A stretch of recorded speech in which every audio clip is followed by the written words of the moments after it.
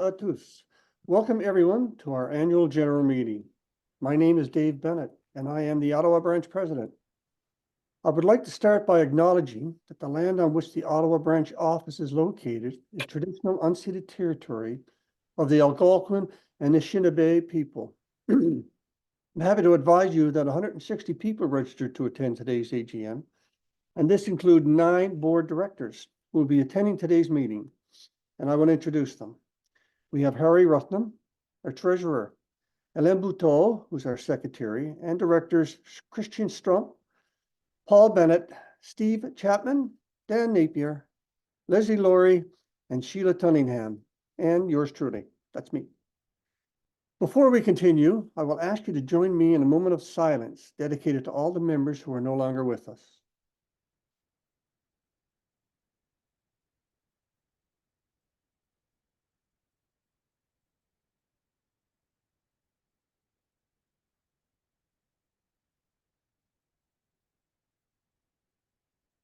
Thank you.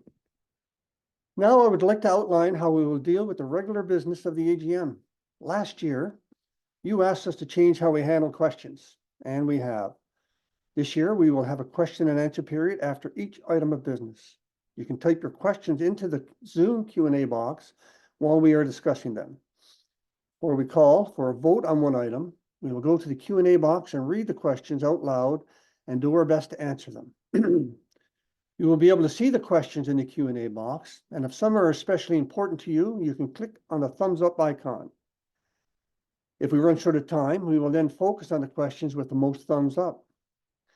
Now I'm going to ask Antoine Bergeron, our program coordinator, to show you how this works. Thanks, Dave. Hi, everyone. So good morning. And as Dave mentioned, to submit a question, you need to use the Q&A box in the black bar that should appear at the bottom of your screen. You should see the letters Q&A below an icon showing 2 small balloons. If you do not see a Q&A feature or the black bar on your screen, just move your mouse around on your screen or just click your mouse at the bottom of your screen. This will make the black Zoom toolbar appear. If the toolbar disappears, just move your mouse or click at the bottom of the screen once again. On this slide, we are showing the black Zoom toolbar that we have marked, where we have marked the Q&A feature with a red arrow. Encore une fois, vous trouverez la zone Q et R au milieu de la barre d'outils Zoom noir et nous l'avons marquée d'une flèche rouge dans cette diapositive. When you click on the Q&A, a white box, as you can see on your screen, will appear. Type your questions directly into the Q&A box and hit the Enter key to ask your question. You will then see your question and all other questions that have been submitted in a list. Remember, you can give important questions a thumbs up. And as Dave indicated, if we run short on time, we will focus on the questions with the most thumbs up. So I believe we might have a test question going into the Q&A box right now. So if you'd like to try out the thumbs up feature, click on the Q&A box to see the question. And the question is, what is the weather like today? And you can give that question a thumbs up by clicking on the thumbs up right below the question. Thank you, everyone. And back to you, Dave. Thank you, Antoine. Today, you will be asked to vote on 6 motions. When asked to vote, a white box will open automatically on your screen and give you the option of voting yes or no. Please remember that if you are not an Ottawa Branch member, you cannot vote. We are going to try a practice vote right now to make sure everyone is comfortable. Here is the voting box.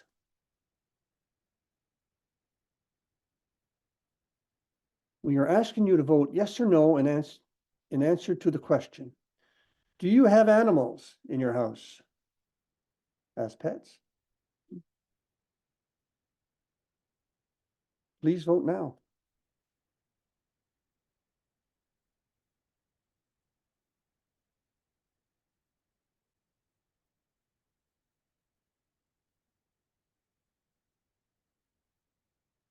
Well, there's our vote, and less than 50% have pets. So the results of as it says, the results of the vote will show automatically on the screen. Now Antoine will remove the voting results from the screen and we can proceed. The meeting documents are on our website, and we sent the link to all participants via email before the meeting. We are recording the 2024 AGM, and we will put the video recording and these slides on our website. Now down to business. I will ask Alain Bouteau, our board secretary, to lead the vote on the motion to approve the 2024 AGM agenda and to appoint the 2024 minutes approval committee. Alain, please. Bonjour tout le monde. Good morning, everybody. When you registered to attend the AGM, we provided you with a link to the agenda. And as you heard Dave say, we also emailed you the link again this week. As you can see, the agenda is on your screen. Before we vote to approve the agenda, are there any questions about the agenda? I don't see any questions yet, but if I do see some, I'll look after them. I'm now going to ask you to vote to approve the agenda. Please remember that only Ottawa Branch members are entitled to vote. N'oubliez pas que seuls les membres de la section d'Ottawa ont le droit de vote. You will see the voting box on your screen. Please submit your vote. Veuillez soumettre votre vote.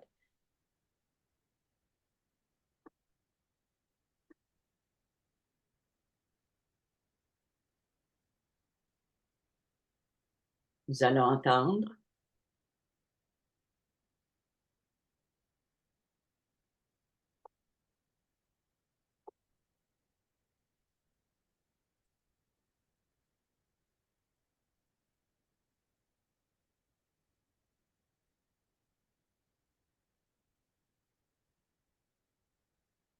Oui, nous avons eu 100% d'approbation.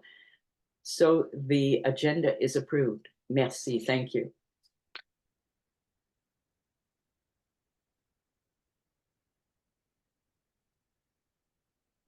In 2023, we started a new process for the AGM minutes. You approved having a committee of branch volunteers review and approve the AGM minutes on your behalf. You can see the volunteers who served on the 2023 committee on your screen. Our sincere thanks go to Randy Baker, Doreen Sarrazin, and Richard Lajeunesse.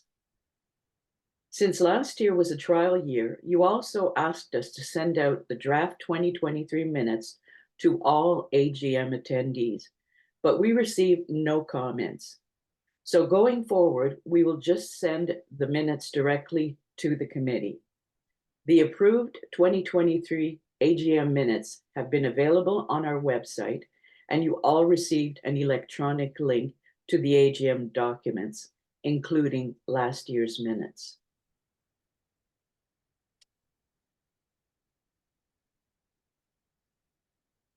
So now we need to put the 2024 AGM minutes approval committee in place.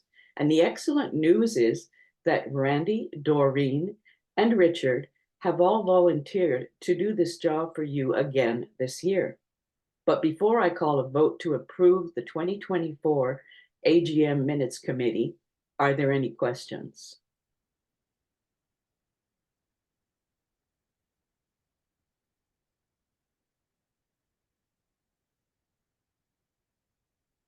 I don't see any questions, so thank you. Please remember that only Ottawa Branch members are entitled to vote. Oh, sorry. That's the question that's coming up. Please remember that only Ottawa Branch members are entitled to vote. N'oubliez pas que seuls les membres de la section d'Ottawa ont le droit de vote. You will see the voting box on your screen. Please submit your vote. Veuillez soumettre votre vote.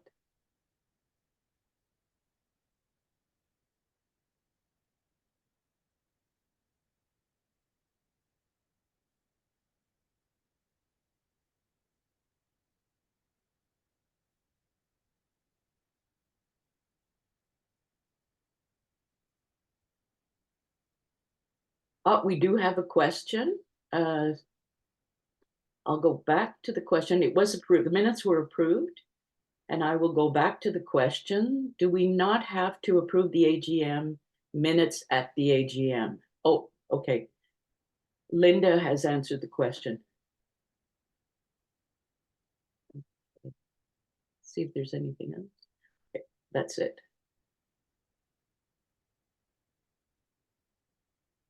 Okay, thank you. The 2024 committee is approved, and we thank Richard and Doreen and Randy in advance for their great work. Okay. Before we go any further, we want to say a huge thank you to Anna Blauvelt, who has done a wonderful job taking the minutes of our AGM since 2019. Anna is a published author. You can look her up on the internet. She is taking a break for this year, and so we asked our volunteers for help, and John Leaf stepped right up to the challenge.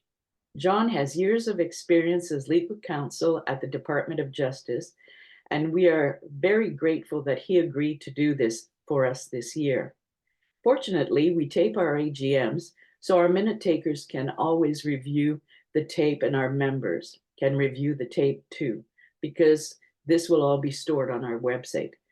Nos sincères remerciements vont à Anna et John. Back to you, Dave. Merci beaucoup, Hélène. Now I will give you a few highlights from our 2023 annual report. You should have received a hard copy of the report with your most recent copy of Sage Magazine.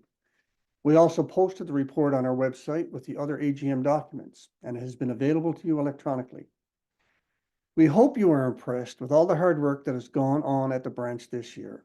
These achievements would not have been possible without our dedicated board of directors and our exceptional team of volunteers and staff. I would like to take a moment to thank our staff team now. And there you see our staff team. Other than Antoine, they all work part-time, and we are very fortunate to have them with us. Thank you. We know how important advocacy is to you. In the past surveys, 95% of our members told us that advocacy is key. In last year's member survey, you told us that our focus should be on the protection of federal pensions, healthcare plans, dental care, and veterans, as well as long-term care, a national senior strategy, and better retirement income security for all Canadians.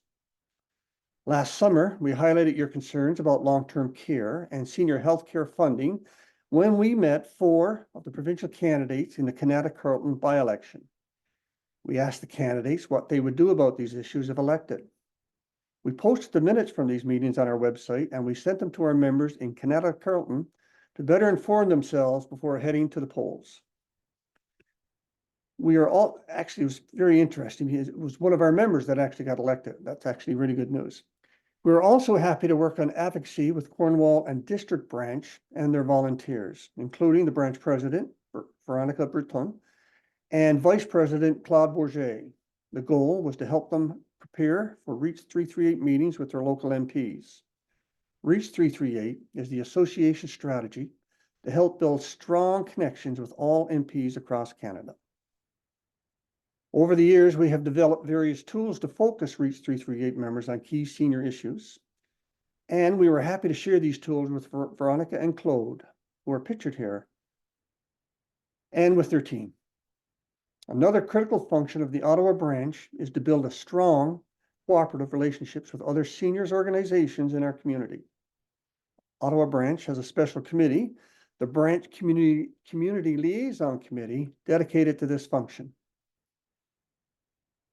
Our BCLC chair, Sheila Tunningham, who you see here, and her team of volunteers are always out and about in our community forging these connections. You can see examples of the organizations they are currently working with on your screen. So it's quite a few. The branch also works directly with local seniors organizations to deliver educational webinar programming to our members. For example, Compassionate Ottawa.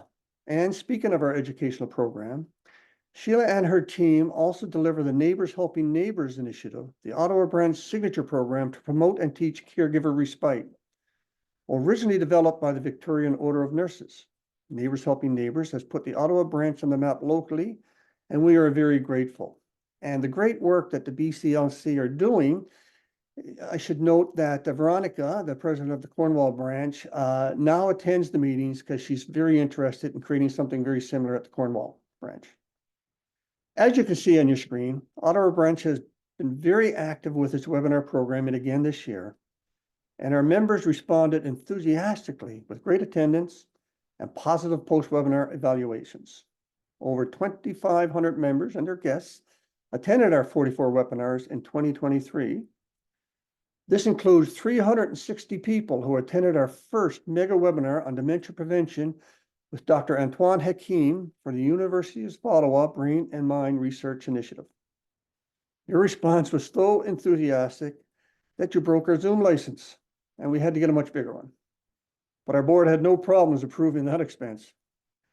We learned during the pandemic that webinars provide an economical and very efficient way to engage with so many of you on important topics related to financial literacy, healthy aging, and more.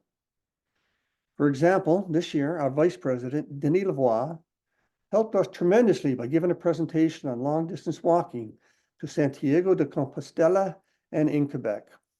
And we also introduced you to Connected Canadians, the not-for-profit that provides seniors with free assistance and training to solve IT problems. And we are always looking for interesting new topics. When we have the permission of our webinar presenters, we record their presentations and we post the video recordings and their slides on our website so you can watch these webinars at your convenience.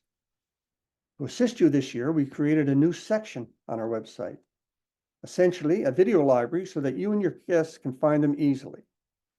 Just go to the website and search for event recordings. We also invited the other 77 association branches across Canada to share the recordings with their members. But we know that in-person events are important also. That is why we were so proud to offer you an in-person celebration for the association's 60th anniversary last fall. 300 members and guests joined us in person, and 70 members joined us online to celebrate our anniversary by learning some fantastic Canadian history at the Canadian Museum of Science and Technology. Museum curator Erin Gregory told us about the history of Gander, its international airport, and its airport bar that was open 24/7 to entertain stars, like Frank Sinatra and others. She did mention Fidel as well, Fidel Castro. I think she mentioned that first time he ever skied, ever toboggan was in Gander. It was a very proud moment for me as a Newfoundlander, and also as an Ottawa branch member to see how much you all enjoyed this event. We know you would like more in-person events, but they definitely cost more. And we need funding to do this. The 60th anniversary celebration was only possible thanks to the internal grant from the National Association. However, there is good news on the financial front, and I will be covering that later. Additionally, thanks to the National Preferred Partner Colette, you had the opportunity to attend an in-person travel event in March. We are very grateful to Dan Napier, our board director, who worked with Colette to make this happen. In the meantime, I'm happy to advise you there are 2 more in-person events coming up in June. As you can see on your screen, we have the popular seniors fitness specialist, Meg Stickler-Craker, who will lead our outdoor exercise class in Rockcliffe Park. Many of you know Meg from her monthly fitness webinars. And thanks to Janice Domaratsky and Andras Burkus at RBC Dominion Securities, our members will be able to attend an in-person event on retirement planning, family law, and estate planning on June the 14th. Further information and registration details for these upcoming events will follow in our electronic newsletters. In 2023, we continued to offer our members exclusive local discounts. We extended our popular 33% discount we have with AIM Fitness for online group fitness training for seniors. You'll see Meg right there. We negotiated a deeper discount, 20% off annual membership in Ingenium, so that our members can visit all 3 science and innovation museums in Ottawa all year long. We work closely with our colleagues at the Ottawa Branch to renew the 15% discount we have on most Ottawa Senators home game tickets. And together with the Ottawa Branch, we also obtained for you the water slides and skiing at Mount Cascade. This year, we'll be introducing a new discount. Our members will be able to get 45% off the membership fee in the aesthetics program offered at the Natural Soul and Skill Wellness Spa at 1677 Carleen Avenue. The spa is nurse run by Sarab Dormani, who also provides our members with popular webinars on foot care. We will be sending out more details in the upcoming electronic newsletter, and we'll also post the offer on our website, so stay tuned. All of our member services and our activities are designed to promote recruitment and retention. We also proactively reach out to members who pay by credit card and are in danger of lapsing their membership if they do not renew their payment. In 2023, member Marianne Tink joined our team, and we are very grateful. So as you can see on your screen, Marianne has been very busy. She made 1,345 calls in 2023, and so far has made another 730 calls this year. This helps to prevent losing our members. Bravo, Marianne. Thank you. Our branch volunteers and staff have also been busy this year trying to raise awareness about the association and encourage new members to join. We ventured into TV advertising on Rogers Cable Channel 22 during the Seniors Exercise Program Fit Over 50 with AIM Fitness. Our Vice President, Denis Lavoie, and I gave an interview about the association on the same TV channel. Our volunteers also promoted the association on Parliament Hill and at SCAN, our Second Career Assistance Network sessions given by the DND. We also worked with the Ottawa Branch to represent the association at the annual fall event in Gatineau for Réseau FEDAC, the Fédération des d'Or du Québec. You can do your part and help us grow by inviting guests to our events. Certainly help. We hope that they will be impressed and decide to join. Like with UFOs, seeing is believing. In terms of membership, the good news is that we have finally recovered the loss of approximately 2,000 members that occurred during the pandemic. In fact, the last 2 years, Ottawa Branch's net gain in members accounted for 49% of the total net growth in the association nationally. We've been doing a lot of work. Previously, I mentioned good news on the financial front, and for that, we have excellent news. We have successfully, obtained an infusion of $248,000 from the association. That's $82,000 per year over the next 3 years to address the serious underfunding problem we have reported to you year after year. We will use the money to strengthen our team, which has been operating well, but on the barest of bones. This will also help us free up existing resources to focus more on innovation for recruitment and retention. Harry Ruthman, our treasurer, will provide additional details on this funding in his report. And we will continue our activities as you've seen outlined above. In particular, collaborating with and helping other branches benefit from our experience wherever we can. Thank you. Before moving to the treasurer report, I will ask if anybody has any questions. Dave, there's one question. Please. And the question is, before, it's not related to this slide. And the person is asking, or Elaine is asking, I came to the meeting 6 minutes late, so maybe my query was answered. I wanted to know when we are going to return to an in-person AGM. You know, that's a really good question. And we at the board have really thought about that and discussed it many times over the years. We are certainly trying to get into more in-person events. We understand though as well, as we mentioned, that the in-camera, or I should say in-person AGMs are very, very expensive. You know, in-person, of course, costs quite a bit of money. Hybrid is very, very expensive. And virtual, of course, is very economical for the association. At this point, the association has, or at least the board has agreed that we will certainly try the virtual. Certainly, we will continue with the virtual for now, and certainly we'll look at the opportunity to have an in-person event for the AGM as we move forward into the future. Okay, Dave, there's another question. Sure. And I'll also answer that, but Linda's having the answer. But the question was, is there a separate website for the Ottawa branch, or should we go to the NAFR website? And there is a separate website for the Ottawa branch, and it's, I believe, NAFR Ottawa. I'm not sure. Anyways, we'll type it in. We'll type in the answer. Into the box, yeah. And it will also be in the evaluation at the end. Yeah, but yes, you're right. There's one for the Ottawa branch, as well as there's one for the National Association where you can also connect to the Ottawa branch itself. So it's you can go through either path. We do have another comment, and this is Bruce Barnett. As a member living in the US, I appreciate the virtual AGM. Thank you, Bruce. That's it for the questions so far. I appreciate it. Oh, sorry. No, here's another one. What proactively is the Ottawa branch doing in advocacy? Oh, as we mentioned, we met with, as an example, we try and meet with all the MPPs that are in the Ottawa region from the provincial government. Of course, they're responsible for health.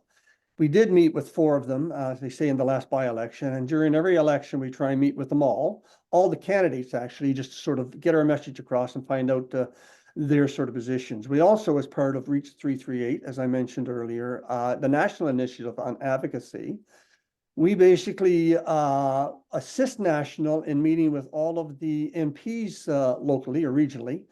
Again, the same thing, to try and get our message across to them, and then to find out how they, plan on supporting the association and our members, and certainly in our priorities, such as pensions, healthcare, and so on. So yeah, we're very busy in that activity, and certainly one of the things we are trying to do as well is not just work with or look at meeting the MPs and MPPs during election times, but certainly also in between the elections itself. So we're trying to, certainly on an advocacy aspect, we're doing that. So. Okay, and I have 2 other comments from Jim McQuaid. He says, as a member with health concerns, I very much appreciate the virtual format for the AGM. And Pierre Allard indicates that he also thinks virtual meetings are the best, both economically and for easier attendance. Appreciate that. Another one. Someone is mentioning Lloyd Gamble says he supports in person for networking. Now, we understand that completely, absolutely, which is why we will also try and do more in-person events like we did with the 60th anniversary celebration and what we had with Colette. So certainly we're looking for opportunities to be able to accomplish both. We also have another question, which is from an anonymous attendee. Have you reached out and had any success meeting with Pierre Poilievre, as he is an MP in Ottawa, besides being leader of the official opposition? That's a very good question. No, unfortunately, we haven't had that opportunity. What we try to do when we work with National on the advocacy initiative, National's focus really are at the senior level, such as the ministerial level and the party leadership level. And we certainly try and assist when we can. But National has looked at that sort of opportunity. Okay, those are the questions that, oh, no, there's another one. Oh, wow. From Kristen Deloge. Bravo, Dave, the board and the committee members and the team of staff and volunteers for an impressive performance in the service of our members this year. Merci, Kristen. Merci, Christian. Okay, Dave, over to you. Well, thank you very much. Now I will ask Harry Ruthnam, our treasurer, to present the treasurer's report. Harry? Merci Dave. Thank you very much, Dave. Good morning, everybody. Bonjour à vous tous. You can read our complete audited bilingual financial statements for 2023 on our website. Nos états financiers sont publiés sur notre site web.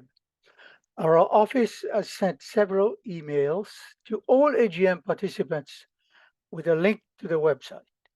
You will receive another email after the AGM with a website address again. Something important to note about these audited financial statements is that they contain confirmation from the auditor that the statements present fairly in all material respects the financial position of the Ottawa branch as of December 31, 2023, and the results of its operations and cash flows for the year, then ended in accordance with Canadian accounting standards for not-for-profit organizations. I will just mention this in French. À notre avis, les états financiers ci-joints donnent dans tous leurs aspects significatifs une image fidèle de la situation financière de l'Association nationale des retraités fédéraux pour la section d'Ottawa au 31 décembre 2023, ainsi que de ses résultats d'exploitation et de ses flux de trésorerie pour l'exercice clos à cette date, conformément aux normes comptables canadiennes pour les organismes sans but lucratif. As you can see on your screen, our branch received a clean audit report with no issues whatsoever. Next slide, please.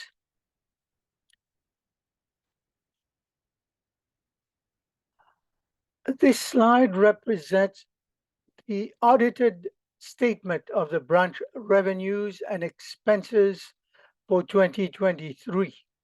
The full audited financial statements for 23 are available on our website, as I mentioned earlier. This year, 2023, we stayed on budget and delivered on our commitments, and we ended up with a negligible deficit of $2,237. This is essentially the amortization on the building that we occupy. Membership revenue increased because fees went up in 2023 by 2.4%, and we had a net gain of approximately 1,000 members. We spent every penny of the revenue, including $16,000 in additional money that we needed to secure because we have been historically underfunded and our plans are very ambitious. We received $11,000 in branch support money from the association, and we spent this primarily on the 60th anniversary celebration and promotion through Rogers TV, and we also received $5,000 in a federal grant. This helped us to fund our summer student primarily. The main increases in spending from last year are return to in-person events. You will see this increase reflected in our annual and general meetings and volunteer events. New initiatives like the Rogers TV ad that's reflected in our marketing and recruitment, hiring additional help to respond to the huge increase in member inquiries during the transition to Canada Life from Sun Life, and this one is reflected in professional services. We also hired a lawyer to help us better understand the flexibility we have in terms of renting or selling the building, and this is reflected under rent, and we are still looking at this option. We saw some spending increases, I'm proud to say, because we convinced the association to reduce the credit card fees. I'll repeat that again. We saw some spending decreases, I'm proud to say, because we convinced the association to reduce the credit card fees we pay to 20%. And this is in keeping with the 20% share of revenue fees that we receive from National Association. We kept the office shut as our team and volunteers are operating very well from home. We continue to study the issue of the building and how we might use it to generate revenue. And as promised in last year's AGM, in our discussions, if our discussions turn serious about potentially selling, our board will consult the broader membership before a final decision is taken. Next slide, please.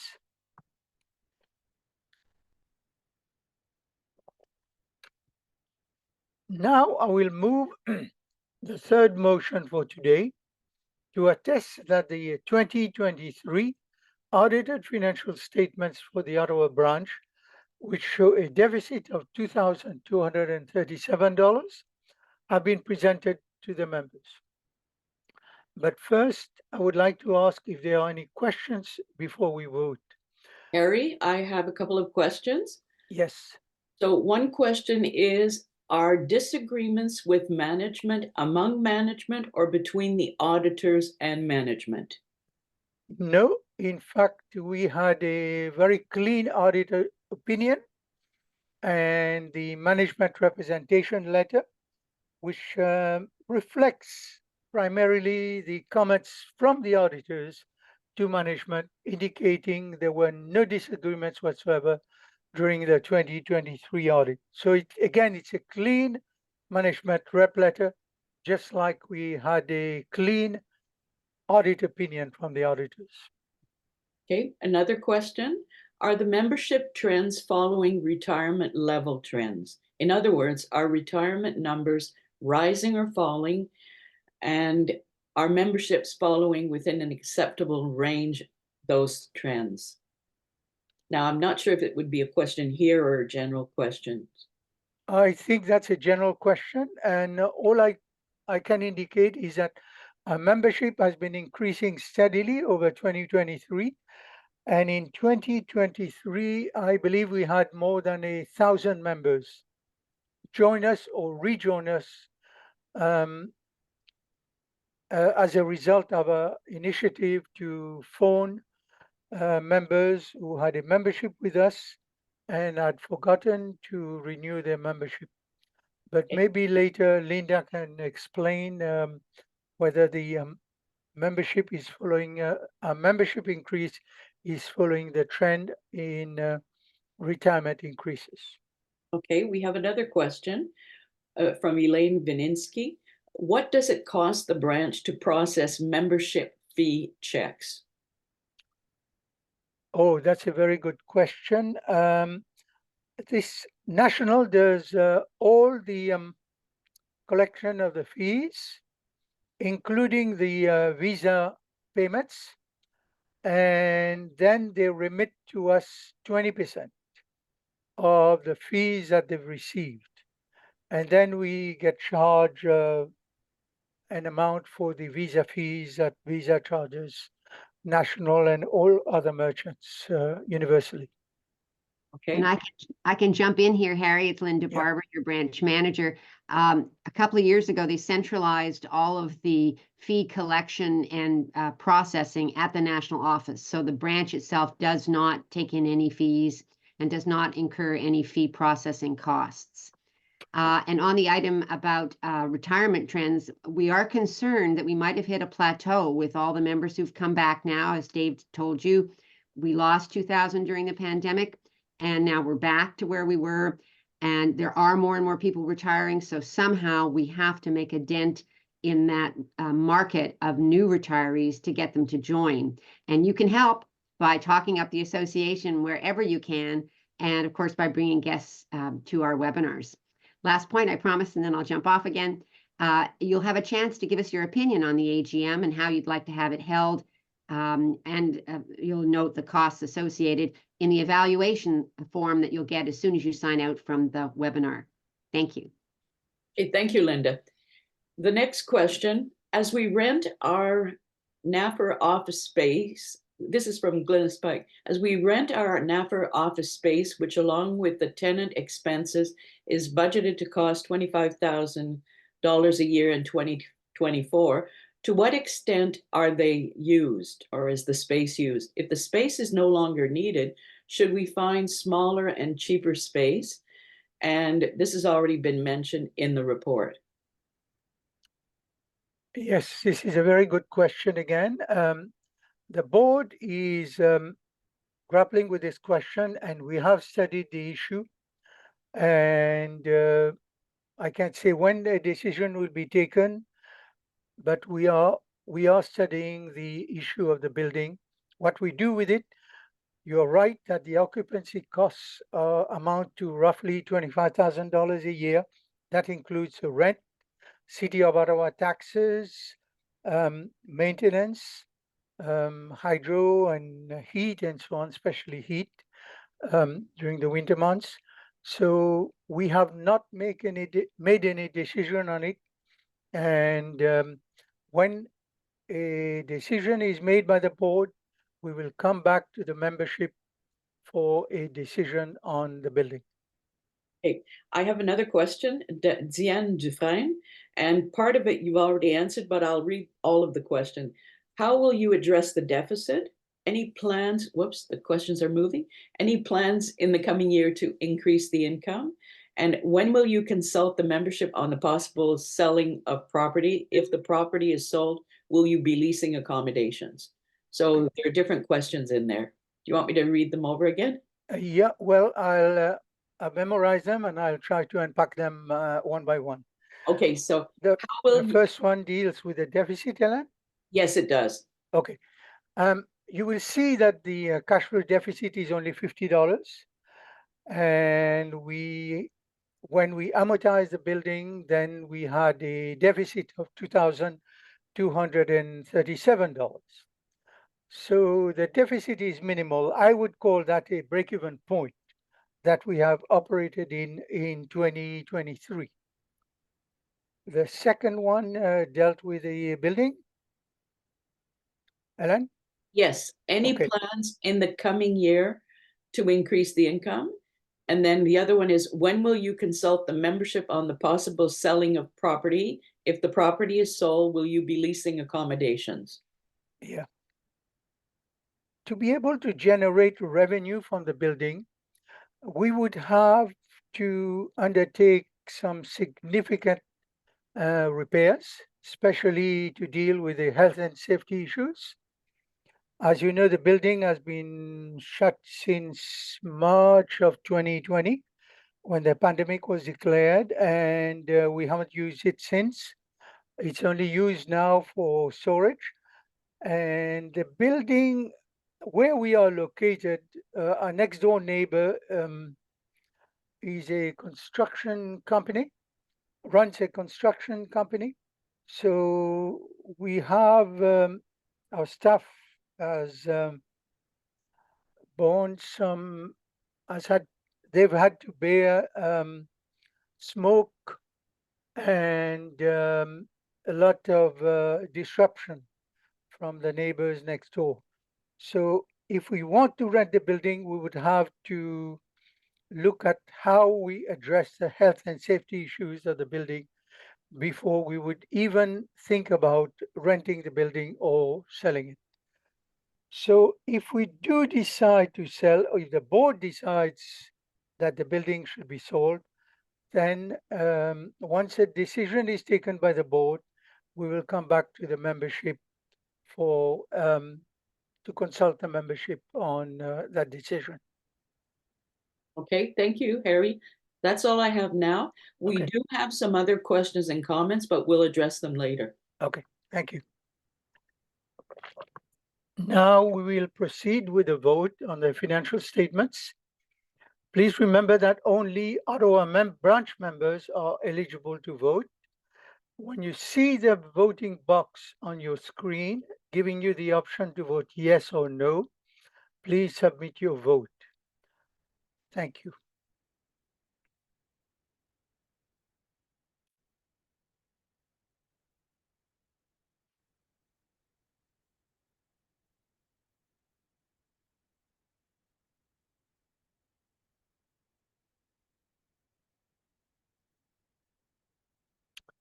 We're just waiting for the voting result now.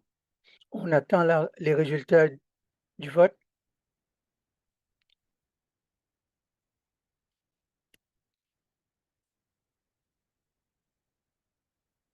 Thank you. The motion is carried.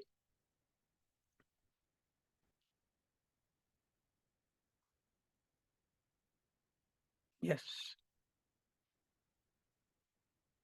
So this table is for information purposes only, to help me review with you the state of the Ottawa branch reserves. You will recall that we asked members to vote to establish 2 reserves at our 2019 AGM. This is their value at the end of 2023, December 31, 2023. Firstly, we have a human resource liability fund, which was established at $50,000 and remains at $50,000. Secondly, we have a facility improvement fund that was established at $30,000. In 2019, we renovated our offices and the cost was $21,000.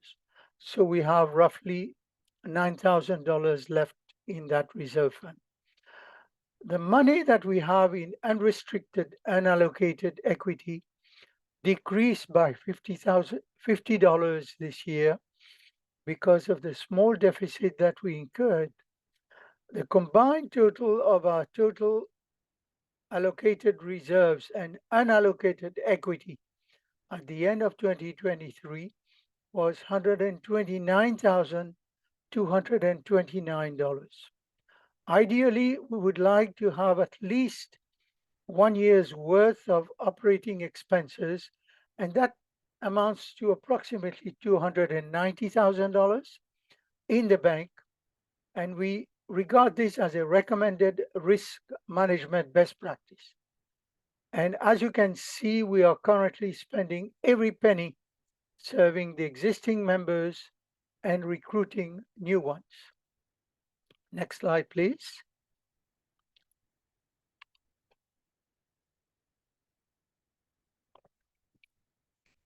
This slide is for information purposes only. It shows the budget our board has approved for 2024 and the budget forecast for 2025. When we prepared these documents, all we knew was that the fees would go up by 6.3% in 2024 and by 4.8% in 2025. We did not forecast any growth in membership in either year, given the concern that Dave mentioned that we might have hit a plateau in our membership level. We were happy to learn that the additional branch support we requested from the association was approved on a one-time basis in 2024. But as you can see, we were still projecting a growing deficit given our underfunding problem. However, as you can see at the bottom of the slide in yellow, this is breaking news. We just learned that our request for an annual infusion of $82,800 for the next 3 years has also been approved by the association.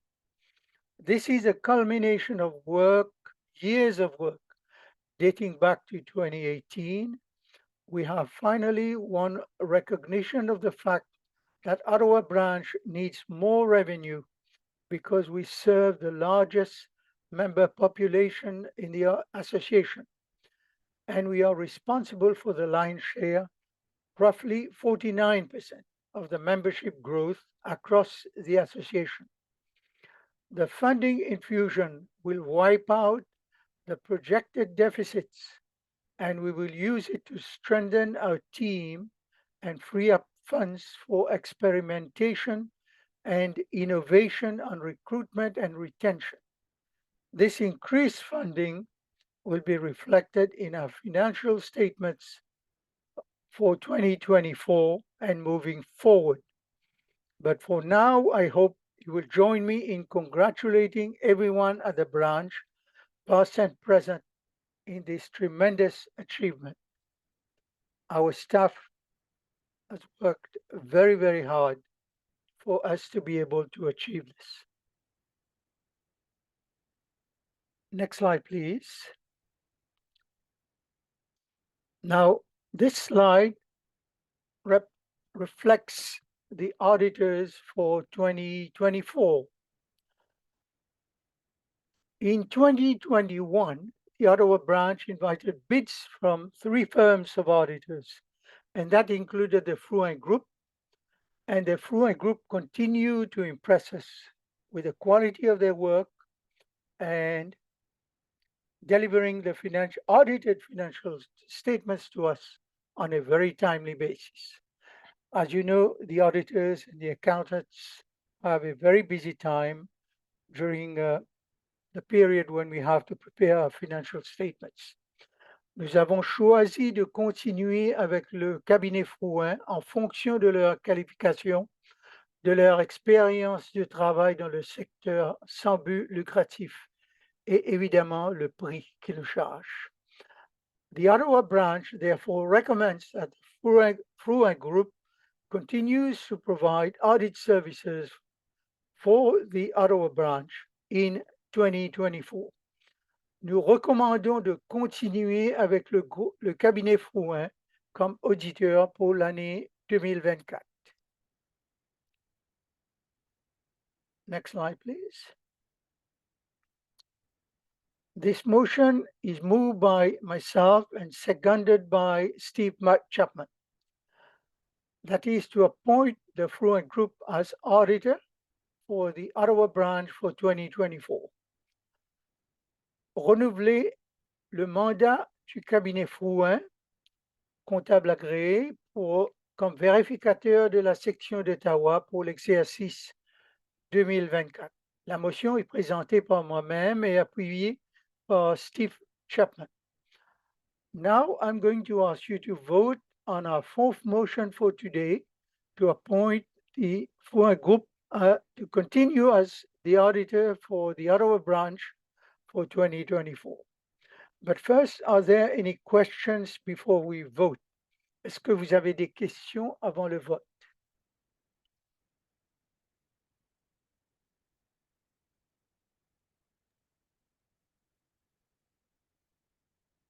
I don't see any questions unless something comes up, in a couple of seconds. Thank you, Hélène. There's nothing. We will now proceed with a vote. Please remember that only Ottawa branch members are eligible to vote. When you see the voting box on your screen giving you the option to vote yes or no, please submit your vote.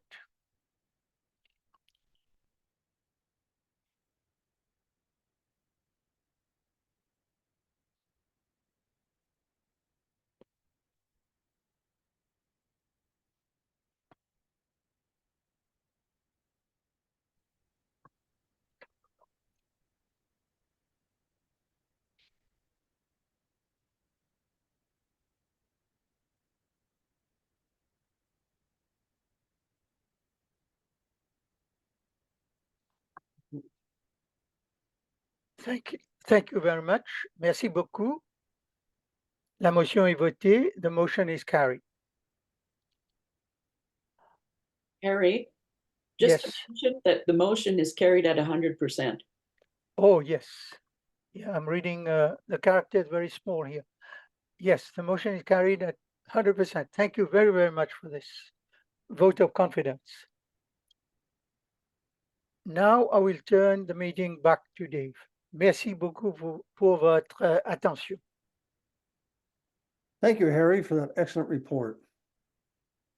Next, we will want to give our heartfelt thanks to the directors on your screen who have left or are leaving the board after this meeting.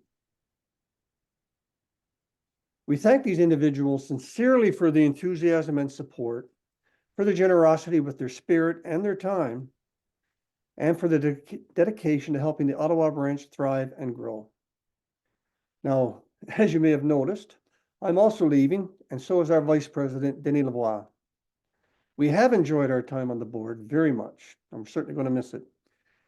But we know we are leaving the board in excellent hands. Steve Chapman, who joined the board last year, has been appointed by the board to serve as president right after this meeting. And Harry Ruthnam, our long-serving treasurer, who you just heard from, has been appointed to serve as our vice president. You can read more about their excellent qualifications and experience on our website. Now I would like to go over the process we use to invite interest in joining our board. A call for nominations was sent via newsletter in February, and then again via Sage in March. The nominations committee interviewed applicants and recommended 5 new directors for the slate, plus 1 returning director who was just finishing her first term with us. Now you see 4 leaving, but we did have 1 vacancy. The Ottawa Board agreed with the committee's recommendations, and we present the 2024 slate for your approval now. Short biographies for each are on our website. The directors on the slate, as soon as we bring that up. Blair Ambertage. Blair retired after 34 years service on Parliament Hill, primarily with the Senate. This included over 20 years of leadership experience in the Senate. He has extensive experience liaising with, advising, and briefing parliamentarians. He has a strong interest in skills and advocacy, which will be very valuable in working with the board on your behalf. Next, please. David Bolger, a member of the branch since 2020. Dave is a second-generation public servant and veteran. As a senior lawyer and manager, he recently served as counsel for the University of Ottawa in labor employment law. His work as a legal counsel spans many government agencies, and David is interested in member outreach and education.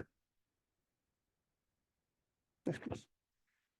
Krista is a member of the Law Society of Ontario, Krista McPhee Sampson, and she's a member of the Métis Nation of Ontario. She has more than 20 years of international legal experience, specializing in international administrative law and policy, human rights, and international humanitarian law. Her volunteer experience includes being a director for the Bytown Brigantine, a tall ship youth sail training and leadership charitable organization. Krista joined the association in 2018. Next, please. Carol Skillen. Carol is a CPA who first worked in private industry and then with the CRA for 30 years. Carol is a popular volunteer speaker with the CPA Canada Financial Literacy Program. And she has also presented in-person workshops for our members in 2019 on fraud prevention and the disability tax credit. Carol has been a long-time coach, first with Paralympic track and field, and now for the Special Olympics. She joined the association in 2017. Next, please. Sheila Cunningham has been a branch coordinator for Neighbors Helping Neighbors since 2015. As mentioned, the program is the Ottawa Branch Signature Program to promote and teach caregiver respite. Sheila's been around on that committee for a long time. She's also now the chair of the Branch Community Liaison Committee, forging strong relationships with other senior organizations. She joined the committee in 2013. As you can see on the slide, Sheila has received many awards for exceptional volunteer work with the Ottawa Branch. Sheila is currently serving as an interim director on the branch board of directors. Hélène Bouteau is completing her first term as a director on the branch board of directors. Her career accomplished over 30 years with ESDC and the Quebec government. And while working with the branch, Hélène served as co-vice chair on the branch advocacy committee, official recorder at branch meetings since 2019. She was then elected to the board in 2022 and elected board secretary in 2023. So all 6 directors are proposed for 2-year terms. Before we call for a vote to approve the 2024 slate of directors, are there any questions?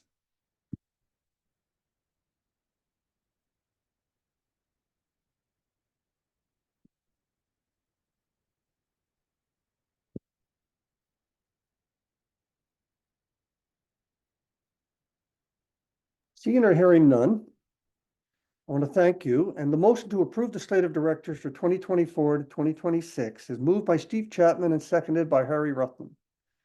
You will see the voting box on your screen asked to approve the proposed slate by voting yes or no. A reminder that only Ottawa Branch members are entitled to vote, so please vote now.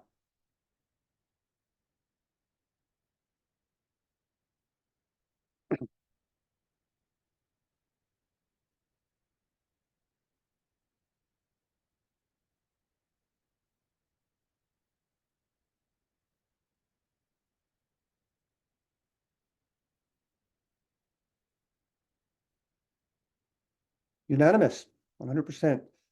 The motion is passed. Thank you very much. And congratulations to the 6 members who are coming on and returning to the board. Thank you very much. Hi, Dave. I'm just gonna interrupt here. Just a few members were asking for the exact number of votes that we were receiving on the for the motions. Oh, thank So for this motion, for this slate, we received 86 votes. 100% of the votes went towards yes. And for the other votes, all received 100% votes yes, and the number of votes was always around 80 votes. Thank you, Antoine. Thank you very much. Thank you. Okay. Now we move to the proposed Ottawa Branch bylaw revision. Here's our 6th returning, yeah, okay. Right here. Or no, I should say that the 6 directors you just approved will join these 6 directors on your screen who are already serving on the board and doing some fantastic work. Thank you. So next we will move to the proposed Ottawa Branch bylaw revision. The branch bylaws were originally approved in 2016 and amended in 2021. After a thorough review by our professional parliamentarian, Dave Bennett, yeah, that's me, recommended a full review that resulted in the bylaw revision. Different from just making a few amendments to the bylaws, a revision is a rewrite of the document where a significant number of changes are needed. A bylaw revision is then reviewed and approved as a new set of bylaws. Upon a review of the needed changes by the Executive Committee, the bylaw revision was submitted to the Ottawa Branch Board for approval and took effect on January 30th, 2024. We then consulted with the National Office and obtained their feedback, input, and now we are seeking members' approval. If approved, the branch will send the bylaw revision to the National Board for final approval at their June 2024 meeting. The review of the bylaws was initially initiated when all branches were asked by National to update their bylaws to bring them in line with the national bylaws and regulations in areas related to financial administration and reserves. This included managing financial reserves consistently, ensuring branches report annually on reserves to members, and recognizing branch boards have the authority to create and spend reserves in accordance with the process and limitations established in the national financial regulations. In addition to the changes, additional changes include definitions added for meetings, resolutions, and committees, clarification of definitions related to the national and branch board of directors, explanation of the different types of members' meetings, and reorganization of the sections for better organization and flow. A section on members' proposals was added to ensure you, the members, understand that you have the right to submit proposals on matters you wish to raise at members' meetings. This also including ensuring that you, the members, have the right to submit fundamental proposals to the National Annual Meeting on areas identified in the Canada Not-for-Profit Corporations Act. These fundamental proposals affect your membership. In other words, your classes of membership, changing classes of membership, and so on. So that's good as well. Changes to bring the bylaws in line with governance best practices include a more effective nominations committee, lengthening the nominations period to receive applications, conduct interviews, and prepare the slate prior to the AGM, updating the duties and responsibilities of the branch board of directors and officers, and revising the section on dissolution to ensure compliance with the federal financial directives. So before I call a vote to approve the proposed Ottawa Branch bylaw revision, are there any questions? Dave, I'm looking at the Q&A. So far, I'm not seeing anything, but it takes a little bit of time to type. I'll wait here for, wait for a bit. Yeah.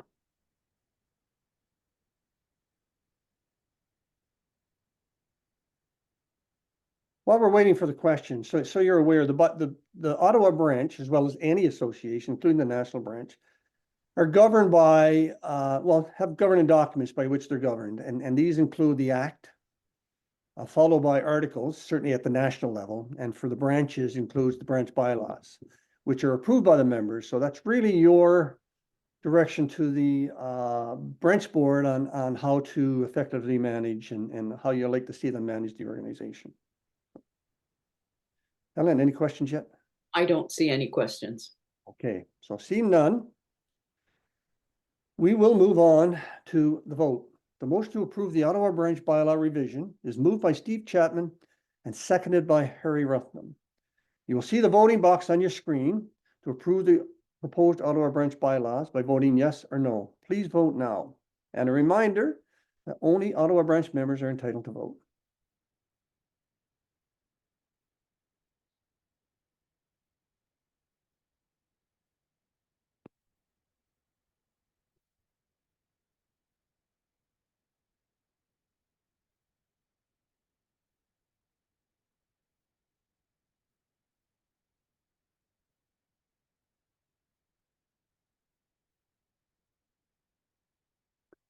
So the vote passed. The motion has been approved with 97% voting for and 3% voting no.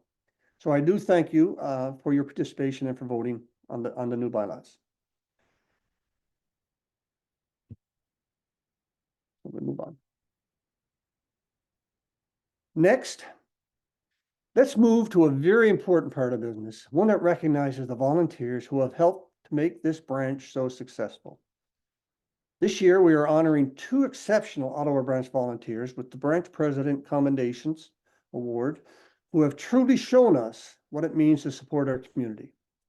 Mary March has been volunteering with the branch since 2014. She is also an active member of the local Ukrainian community. She has been a church choir conductor, cantor, choister, member of the Ukrainian Catholic Church Women's League, and much more. Very busy. For the last 2 years, Mary has opened her home and her heart to give comfort and shelter to Ukrainian refugees, and she has become a strong advocate for them also.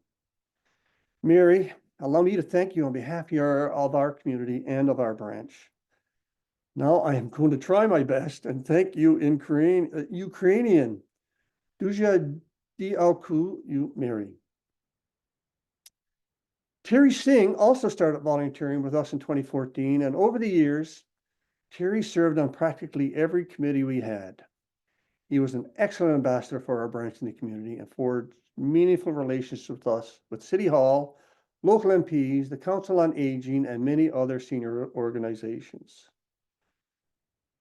Terry was serving on our board of directors right up until he, sadly, passed away last spring. He is much missed, and certainly his attitude and his smile is certainly missed around the board table. We were certainly grateful for his service.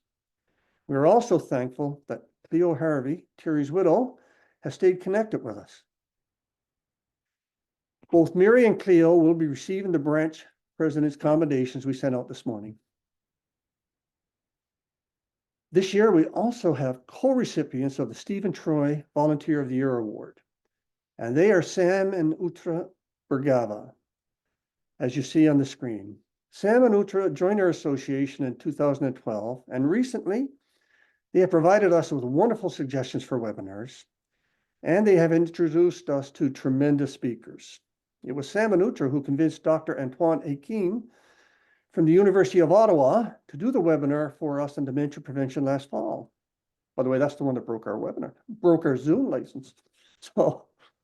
So many of you registered and so many of you attended that this was the biggest local webinar we have ever had. Sam and Utra also made it possible for us to offer you webinars on the new Ottawa Hospital project with their CEO, Tim Kluk, and on artificial intelligence with international speaker, Nurja Bergava. We know Sam and Utra are percolating more great ideas for webinars, and we look forward to them introducing us to more great speakers. Right now, we want to thank them sincerely for their leadership and their stellar contribution to our educational programming. You should also be aware that Sam and Utra are tremendous supporters of medical research, for which they both recently received Governor General's Meritorious Service Medal for their leadership, their advocacy, and their philanthropy. Their commitment to advancing medical research and to disseminating knowledge to help gather or to help people live healthier lives is an inspiration to us all. I will ask, and I thank you very much, both Sam and Ucha. You're well deserving. And I will ask if you'd like to have say a few words. Antoine, can you bring them up if they're here? Yeah, I think they should be. They might be on mute, but I they think should be able to speak.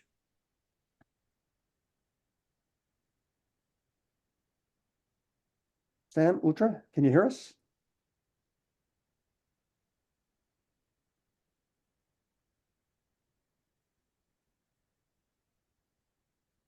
No, Antoine, nothing. Sorry about Um, that. I was unmuted. Thank you, Oh, President, here we go. for your kind words. We are deeply grateful and honored for the award. How much we appreciate being part of the great team and the community. All of you are the reason we are getting this award. Thank you, and let's all keep winning. Thank you very much again. Thank you, thank you, thank you. Thank you, Sam and Ucha. Much appreciated. So now we'll move on to our VIP, very important guest speaker, Roy Goodall. I have the pleasure of introducing the National Association President, Roy Goodall, whom we invited to speak at our AGM today. Roy was elected National President in 2022. He served in the Canadian Armed Forces for 38 years, where he served in national and international military organizations across Canada, in the US and Europe. Along the way, he completed a bachelor's degree in economics and political science and a master's in public administration. He first volunteered with the Calgary and District Branch, and then he joined their board in 2025, where he served as the director, the treasurer, first vice president, president, and past president. Very busy man. After completing his term as branch president, Roy served as the provincial advocacy officer for Alberta, and then joined the National Board of Directors in 2015 as one of the 2 Prairie District directors. On the national board, Roy was just as busy. He served as the association treasurer, chair of the finance committee, chair of the audit committee, and chair of the SAGE editorial board. He also chaired 3 ad hoc committees and served as the pensioners representative on the nominations committee for the Public Service Pension Investment Board. As your branch president, I have had the opportunity to work closely with Roy over the last year, and I am very grateful for that experience. He's a good man. I know the association is in very capable hands. So over to you, Roy, please. Thank you for those very kind words, Dave. I just want your members to know that during the past year, we have collaborated on many issues, and I enjoyed all of our conversations, and I appreciated your advice on governance and other parliamentary issues that affect the annual meeting of members in Gatineau. So thank you very much. I'd also like to thank the Ottawa Branch Board for the individuals who volunteered to sit on association committees. Sharon and Harry have volunteered, and we will make excellent use of their experience and their advice going forward. I appreciate the work that the association appreciates the work that the Ottawa Board has been doing on national long-term care standards in its meetings with MLAs and MPs. So for that, thank you very much. There's 2 surveys I would like to just briefly tell your members about. One is the association survey that was conducted last year by a professional firm that we hired. It went out to 88,000 members, and of those 88,000 members, 18,000 responded. So 21% of those canvassed responded to us. Produced a 79-page slideshow that the board was briefed on a couple of weeks ago, and the portion that applies to the Ottawa branch, they will receive that slideshow so that the board can look at it and determine what the feedback is from the members. Just very briefly, at a high level, 89% of all association members are appreciative of the advocacy work that's done by the national office and the volunteers within the association. 69% of our members are very happy with our Preferred Partners program. But one of the big surprises for me particularly as we've been delving into this issue of virtual healthcare, on the basis that too many of our members do not have access to a family doctor. The surprising statistic was that 93% of our membership does have access to a family physician. The second survey that was done came in two components. The Pensioners Dental Service Plan. The first was a survey of our members attempting to determine what it is our members would like to see in the revised Pensioners Dental Service Plan. It's important, and we have discussed it with the president of the Treasury Board. Last year, we asked her for a seat on the non-existent negotiating table for the Pensioners Dental Service Plan. We have not received that seat. However, she knows that we are aware of the issues that our members would like us to address, and we're prepared to do so. But since there is a possibility she will not negotiate with us, we've asked her to solve this problem for our members by simply giving the members the same benefits or the same service plan that employees get. Now, the second survey we did was done by Cowan Research, and it looked at the benefits provided to our member, benchmarked them in comparison with other dental plans that are out there. And to our surprise, we learned that we're below in three areas. We're below in terms of deductibles. Apparently, we are one of, and maybe the only plan that actually requires the members to pay a deductible when they receive a service from a dentist. The fee schedule we use to determine the percentage of your costs that will be reimbursed are always 1 year out of date. We always use last year's schedule to determine how much you'll be reimbursed. No one else does that. All other plans use the current dental fee schedule. And of course, one area that I believe almost everybody will be aware of, that's the maximum amounts of money that you can be reimbursed for when you incur a dental service. We're more than $500 out in comparison with all of the other firms that were benchmarked. Now, having said that, there was a real surprise at the board, and I was surprised, and everybody I've spoken to since then was equally surprised. What I didn't know is that our Pensioners Dental Service Plan is the only one, and I'll repeat, it is the only dental service plan that continues to cover members after the age of 65. All other plans end, so if you were with another plan, you reach the age of 65, that's the end of your dental service plan. We believe that the minister will give us an improved plan. We need to wait and see what it is, because the Treasury Board is negotiating with Public Service Alliance of Canada, and they are pushing hard. Something you will need to be prepared for. Well, there's two things, actually. One is that the odds are the amount of money that we pay each month will increase, because that fee has not changed in more than 5 years. The second thing you must be prepared for is that on the 1st of November this year, by then you will have had to complete a positive enrollment process. Now, we're aware that the positive enrollment process is not easy for probably 20% of our membership. So the board is going to look at ways in which we can actually help the people who are unable to complete the positive enrollment process online. We're going to try and find solutions and attempt to involve branches in assisting members to actually enroll in the program. A word of caution I have is you are aware of, and you may have received a letter from the government telling you that you're eligible to join the Canada Dental Plan. Our advice is you do not do so. Not because of the benefits that are offered or may not be offered, but because if you leave the Pensioners Dental Service Plan, you cannot get back in. So before you make any decisions on leaving our plan for another one, and there is another rule with the Canada Dental Plan, if you are a member of our plan and have been since the 13th of December 2023, you cannot join the Canada Dental Plan. So please be careful. In a fit of pique, do not withdraw from our plan because you're annoyed. If you do, you cannot get back in. There's absolutely nothing we can do to help you. Now, the public service healthcare plan, I think everybody is aware members have had great difficulty with that plan. We're beginning to see the end of it in terms of the benefits that you can claim for, the issues you're going to face. We think everybody knows what they are, and the situation is improving. But there's two aspects to this that I believe you need to be aware of.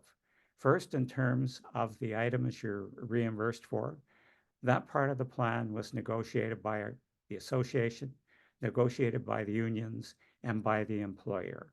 So we bear responsibility for many of the things that you are upset with, and we're making a list of the things that we believe need to be renegotiated during the midterm review. For example, physiotherapy is perhaps the one area that affects the greatest number of people. We know the reimbursement amounts, the services are below that which we had under Sun Life. So we will do our best to renegotiate it and get a better deal during the midterm review. The second aspect is the contract with Canada Life. None of the partners on the partners committee, that's the employer, the union representatives, or our association, had any say in the process leading to the awarding of the contract to Canada Life. And while we know you are having difficulties, particularly with MSH, employees are having even more difficulties. So much so that I shouldn't say all, but majority of the ambassadors and our ambassadors in foreign countries wrote to the president of the Treasury Board and told her that she had to fix it because it's creating significant difficulties for employees. We know that MSH is creating difficulties for our members. People have faced significant costs as a result of their inability to process claims. And of course, MSH was subjected to a cybersecurity incident that lasted 2 weeks. They're recovering from it, but there are many difficulties remain. We know you are having trouble, and we are discussing those difficulties with the president of the Treasury Board. There's two more things I'd like to briefly tell you about. One is the strategic plan. The board forwarded a draft plan to all of the branches and has asked for feedback. That feedback is coming from individual branches. We've received the Ottawa branch's feedback on it, and we're going to be taking a close look at it. We're also going to take a close look at the feedback that other branches will provide to us through the district meetings which are being conducted this month. And on the 3rd of June, the board will meet to look at all of the issues that have been raised, see how or whether we should actually amend the strategic plan, and then reissue it so that it can be discussed at the 2024 annual meeting of members. It will also be discussed within the President's Forum at the annual meeting of members. We were hopeful that we will have a strategic plan that everybody can support, but there is a lot of time between now and then and a lot of comments to review and discuss. The last issue I'd like to address is bilingualism. As you know, within the association, it has been a difficult issue for a number of years, getting documents published in French and English simultaneously, and even at the national level with translation at the AMM and district meetings. Well, in the past 2 weeks, we have made a phenomenal step forward. In a meeting between the president, the CEO, and a couple of directors and the Quebec district directors 2 weeks ago, we used software for translation. For example, I spoke to all of the Quebec presidents in English, they spoke to me in French, and the software converted it. So we were able to communicate effectively and efficiently. I have not received any complaints as a result of that. We also trialed it in the Atlantic district last week. It worked very well there. And we're going to trial it again at the annual meeting of members in June. In other words, there'll be microphones for those who wish to speak in English, and their comments will be converted and displayed in French on a screen. And the same for those who wish to speak in French. Their comments will be displayed on a large screen in the meeting room. So we think we have a solution that will make life a lot easier in meetings with branches, with individuals, and the district in the annual meeting of members. So thank you. And I'd just like to go back to where I started and thank Dave for all of his work during the past year. I enjoyed our conversations and discussions. And I'd like to thank Sharon and Harry for stepping forward to sit on 2 of our committees. I'd like to thank Dan and Robert for what they've done at the board on behalf of the Ottawa District. So thank you very much. That's all I have, Dave. Okay, we have a couple of questions. Can I ask them? It's Hélène. Sure, please do. Okay, the question here is from Sandra Stefanik, and it's about the dental plan. And the question is that, are you aware that some dentists are not accepting the new Canada Life dental policy? I have received a letter from my dentist to advise that they will not be accepting the Canada Life policy. This means the patients will have to pay more for each service, up to 40% and more.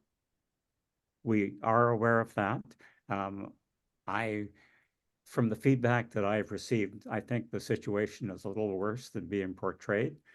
My understanding is there's a great number of dentists who will not sign on to this, and the dentists who have signed on to it, many of them are not accepting new clients. It's a problem. It's a problem that the government is faced with and people are addressing with politicians. Thank you. There's another question from an anonymous attendee, which is, what is the association doing to expedite severance payments? I don't know. I did not realize there was a problem. I don't believe the board is aware of the problem. Okay. So the individual can forward that information to either Dan or Robert. I'm sure they'll bring it to the board, or they could write directly to me. Okay, thank you. And let me see if there's anything else. Okay. That's it. Thank you. Thank you. Well, Roy, thank you very much for being with us today, and certainly thank you for the update, and I will thank you for your kind words. Thank you very much. So we really appreciate you taking the time to be with us today. Thank you. It's a pleasure and a privilege. At this time, our past president and current district director has asked to say a few words. Robert Giroux.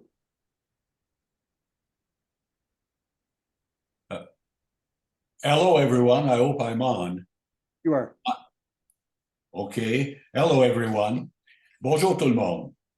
Today, our president, Dave Bennett, and our vice president, Denis Lavoie, are leaving the Ottawa Branch Board of Directors. Let's deal with Denis first. Denis Lavoie is a public administrator with over 40 years' experience in military operations, aerospace engineering, program management, and volunteering. Denis a un MBA de l'Université d'Ottawa.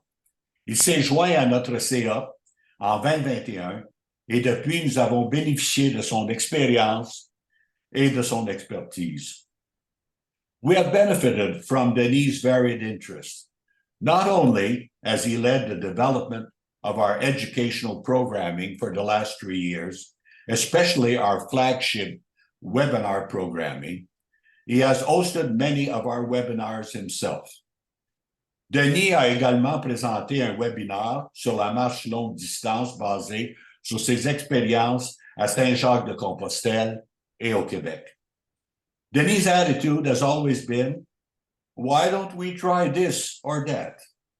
And this has been greatly appreciated by our staff. It is the reason our members have seen such an eclectic and interesting array of subjects covered by our programming.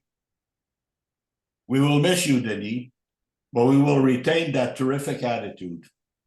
Why don't we try this? Pourquoi pas? Merci, Denis. Tu vas nous manquer. Now, Dave Bennett. Dave Bennett is a professional registered parliamentarian. His career includes more than 15 years in senior management with national non-for-profit organization and over 25 years in executive management. He also served as an officer of the Canadian Forces. Dave has served a total of 6 years on our board of directors, and his primary role has been as our governance expert par excellence. La gouvernance est un domaine critique et les CA ne réalisent parfois pas à quel point il est important d'avoir accès à cette expertise spécialisée lorsqu'ils prennent des décisions. Dave has also been a strong leader on our board, but he was never looking to serve as president. He made it clear that he wanted to stay in the governance role. But last year, when my term as president ended, we needed his help. Dave a clairement indiqué qu'il souhaitait rester dans le rôle de gouvernance. Mais l'année dernière, à la fin de mon mandat de président, nous avions besoin de son aide. Dave put aside his own preferences and agreed to serve as president for the last year because we needed him, and we thank him profusely. Also, as you can see, Dave was responsible for the massive piece of work of the bylaw revision that was approved at this meeting. Again, thank you very much. Fortunately, also, Dave has also done an excellent job helping us to recruit many new board directors, including those you approved today. And this includes our next president, Steve Chapman, whom you've already heard about. So, Dave, again, we want to thank you for your leadership, your enduring commitment to good governance, for setting us up for success in the future. Merci, Dave. We will miss you. Mr. Robert, on behalf of Dennis and myself, I thank you, Robert, for your kind words. It has actually been a pleasure to work with this Ottawa branch on behalf of the members. I know Denny feels the same, and we will certainly miss it. It's been a great experience. So again, in closing, I want to sincerely thank our volunteers and staff. They have been key to our successes. Denny and I will both miss this, but we do know that there's great members of the board to carry on. We also want to thank Dan Butler and Robert Giroux, district directors for the Ottawa and Nunavut district. Hélène Nadeau, National Association Vice President, who was also a member of the Ottawa branch and was on the Ottawa board, and Roy Goodall, the National Association President, and all the staff at the National Office for their assistance and support. Please watch for our electronic newsletters for more webinars and in-person events. We hope you have a safe, healthy, and happy summer ahead. So there being no further business, this AGM is adjourned. Thank you all very much for attending. Thank you, Dave. And I'd just like to mention that there's going to be an evaluation email that will go out after the meeting. And I invite people to, if they haven't had their questions answered, to ask them and to talk to us about their preferences. So thank you for this meeting. Thank you, Hélène. Merci beaucoup.